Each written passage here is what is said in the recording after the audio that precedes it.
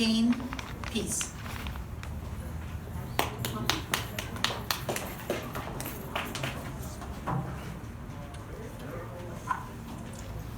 Good almost evening, everybody in Naperville. How everyone's hopefully having a nice day on this brisk fall, early October of 2020. My name is Yasser Aslam. That's Yasser, not Bowser, not Yowzer, right? And Aslam, like Islam with an A. So I'm here on behalf of Gain Peace. Dr. Sabil Ahmed was not able to make it here today. So we just pray that everything kind of works well for him. And all of our activists, we pray that for their families and everything that they do, God make it easy for them. So I personally am from India myself, being born there, every few years going back, and now I go back as a tourist almost. And I remember going to school in India, and aside from this, I'm sure everybody here might have seen the movie on Gandhi. And just read any of the posters that are here about nonviolence. And I'm just going to keep it short and just talk about three things. First, Gandhi himself. A quote of Gandhi in his autobiography. And as you know, if you know a little bit about him, he's made several quotes and, very, very well-read man.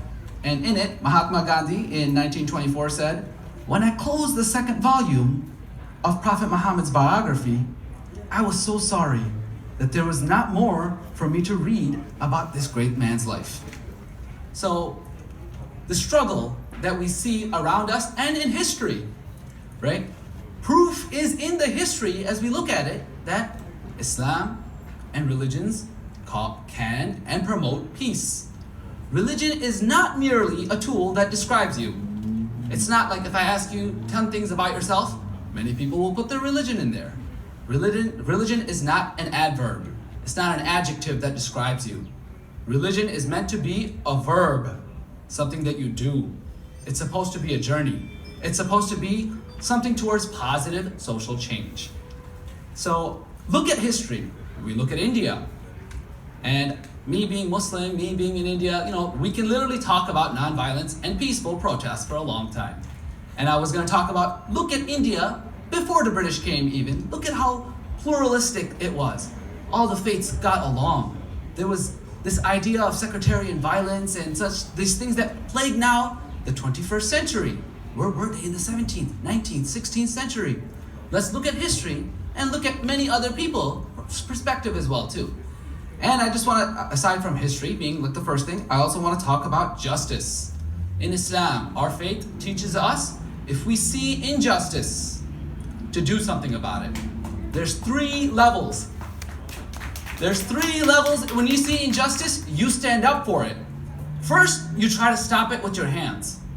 And if you're not able to stop it with your hands, then at least speak out against it.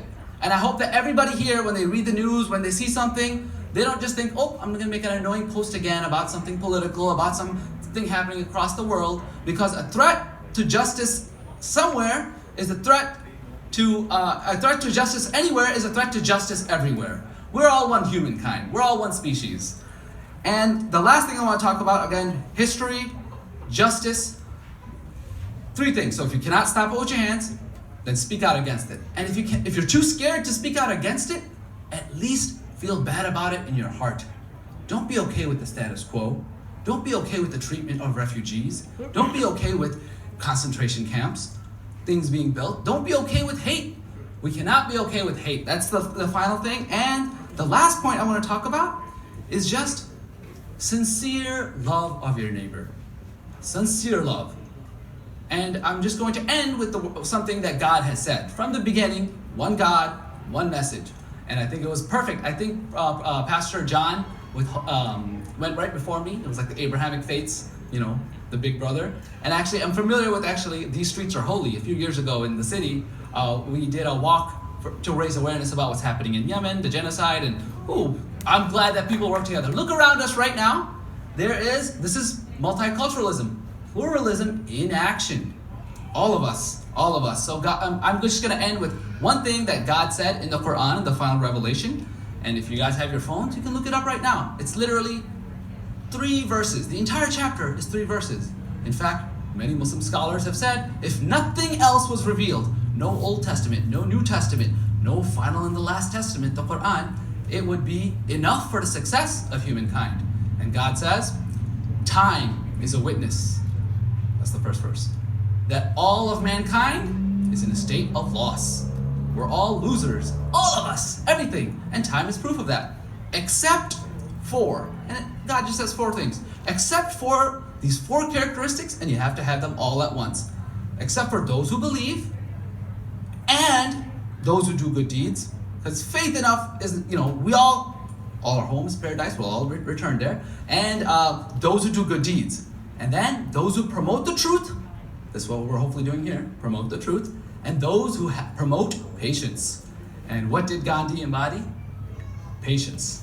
Promoting patience and nonviolence. So thank you so much. Again, that's Quran.com/103. 103. Thank you so much. I hope you guys have a great evening.